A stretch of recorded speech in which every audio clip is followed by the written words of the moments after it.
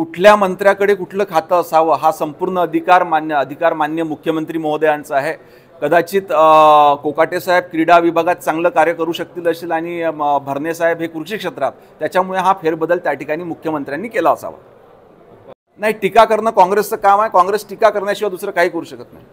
मागे काही दिवसांआधी जेव्हा महादेव मुंडे यांचा निर्गन खून त्या ठिकाणी करण्यात आला होता, त्याच्यामध्ये सखोल चौकशी व्हावी याच्याकरता महादेव मुंडे यांचं कुटुंब माननीय मुख्यमंत्री महोदयांना भेटलं।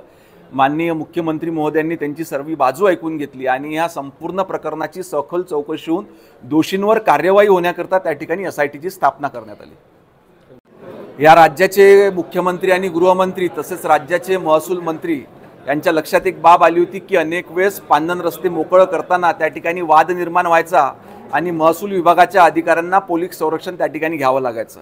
हे पोलीस संरक्षण घेताना त्या ठिकाणी काही शुल्क देखील भरावयाचं लागायचं, त्यामुळे अनेक वेळेस विलंब व्हायचा आणि शेतकऱ्यांवरती त्या ठिकाणी पैशाचा देखील भार पडायचा। म्हणून या ठिकाणी ह्या राज्याचे मुख्यमंत्री त्याच पद्धतीने राज्याचे महसूल मंत्री यांनी एक चांगला निर्णय घेतला आणि हे पोलीस संरक्षण देताना कुठलंही शुल्क आकारू नये असे आदेश त्या ठिकाणी सर्व जिल्ह्यांना देण्यात आलेले आहेत।